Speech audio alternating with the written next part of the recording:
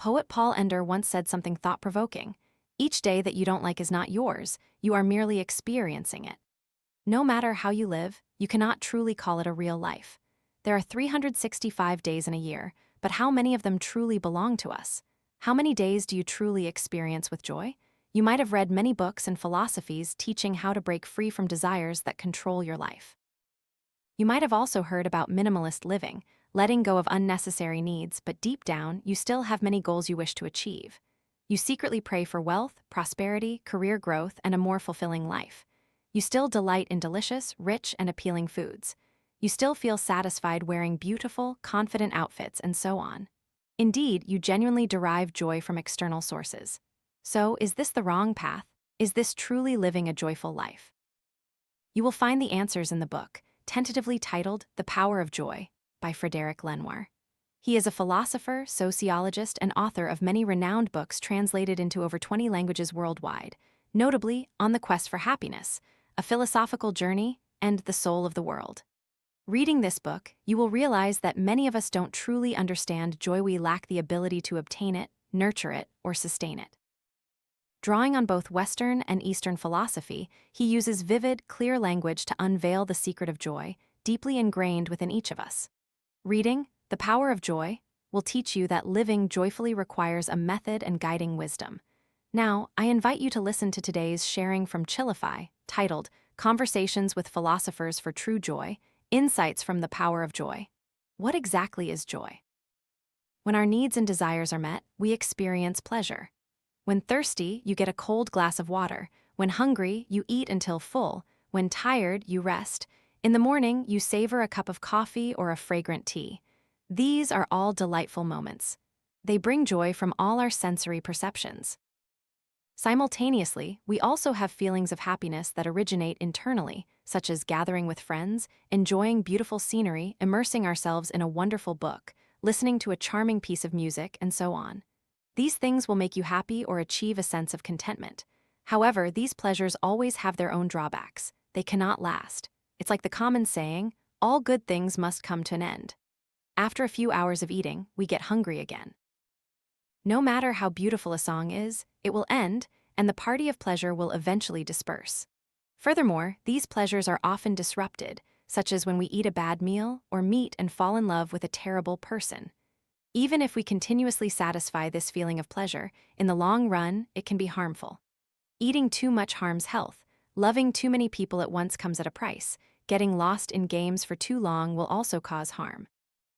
Therefore, a fleeting sense of happiness that is not sustainable is not true joy. It is precisely called pleasure. If people want to maintain joy derived from pleasure, they must continuously seek external stimulation.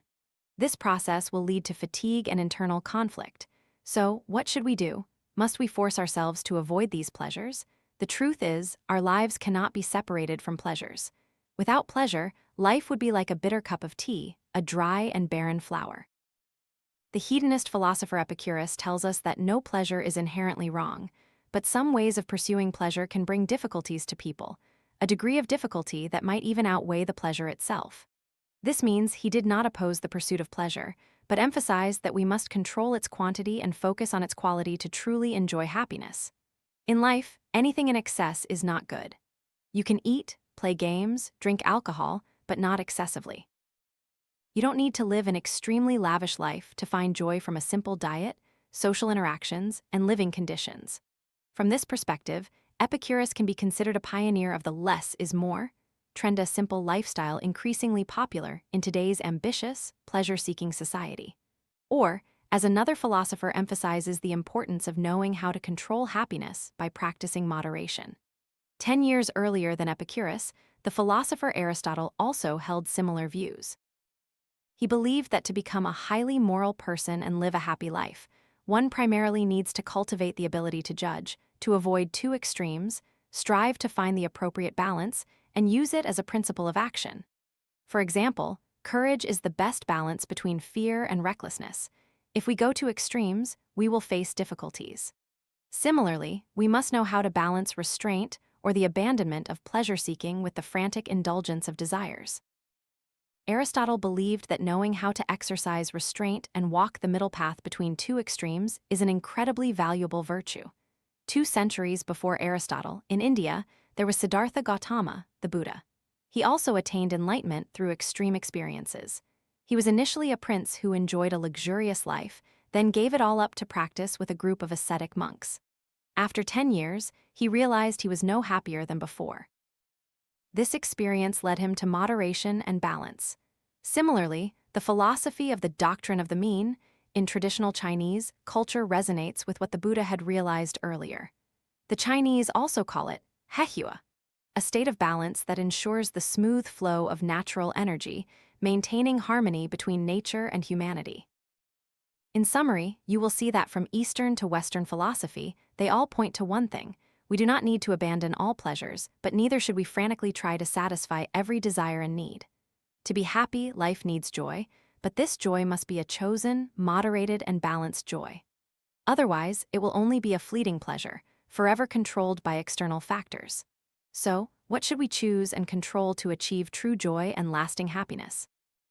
And even when we face undesirable circumstances, losing a job, a breakup, or experiencing significant upheavals, how can we maintain joy?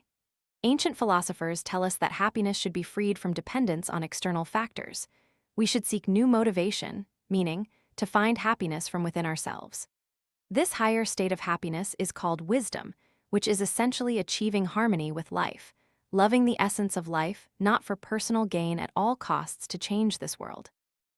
The book quotes St. Augustine, which I find very true: happiness is finding what you already have. This view aligns with the philosophy of Stoicism. Humans should clearly distinguish what is within their control and what is not. For things within our control, we should try to change them, such as gambling addiction, hours of phone scrolling, laziness in exercise, etc. For things that cannot be controlled, we must accept the truth that they cannot be changed. This reminds me of the Buddha's teaching on impermanence from the book Right View, which I shared in a previous video. Impermanence means constant change. We can recognize the instability of interdependent relationships, thereby understanding that we have the power to transform obstacles and accomplish seemingly impossible tasks.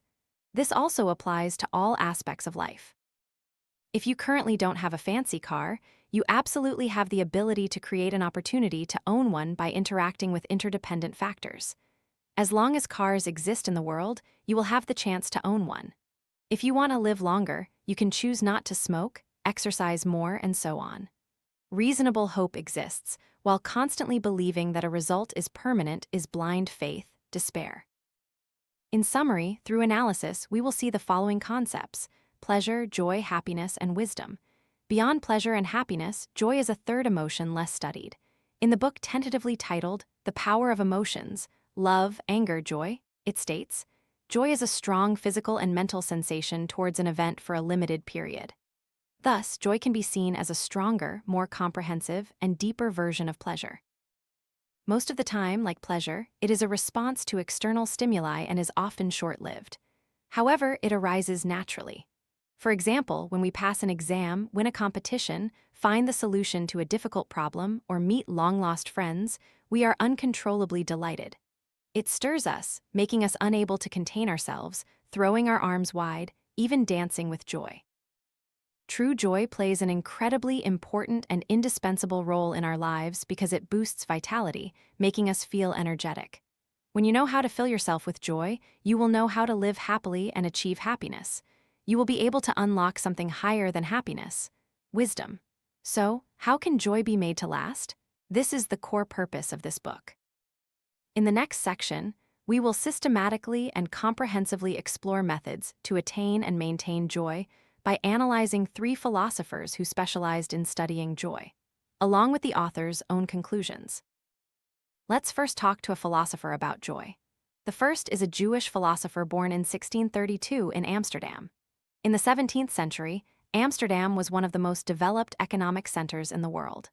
Baruch Spinoza received an excellent education from a young age. When he began reading books and thinking independently, the first thing he did was to critique his own religion, Judaism. Because his criticisms were so strong, he was excommunicated from the Jewish community. Afterward, he lived and earned a living with Christians for the rest of his life. He might have always been solitary, his life often difficult, but Spinoza continued to write, only publishing his most important work, Ethics, shortly before his death. This book also had a profound influence on the author. Spinoza particularly noted that when people face difficulties, their ability to act decreases, their development is hindered, and they often fall into sadness. Conversely, if people encounter positive factors, their development accelerates, their capabilities strengthen, and they naturally feel joyful. Therefore, Spinoza defined joy as the process of moving from a lesser to a greater perfection.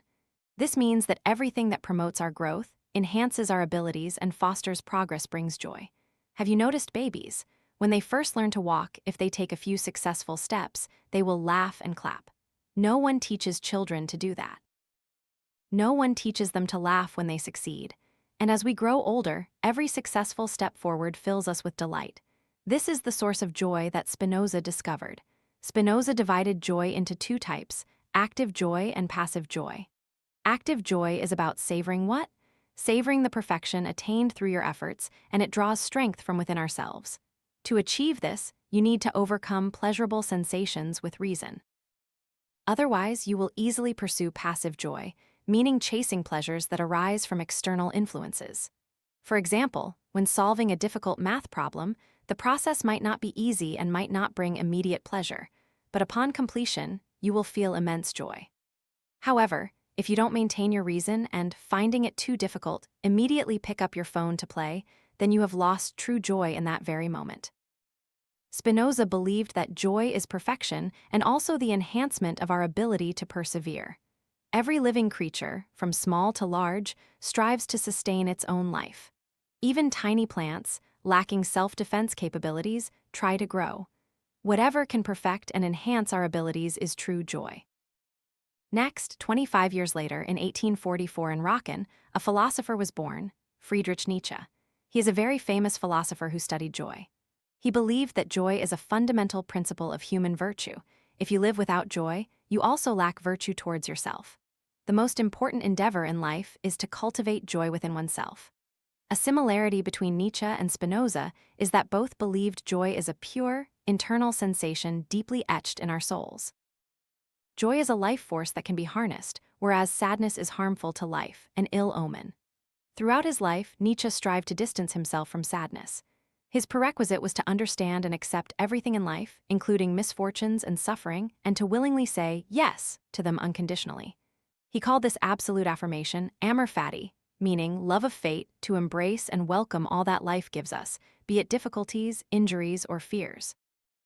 We must confront them positively and know that all these experiences will make us stronger. If a person can endure everything life gives them, they can live any life.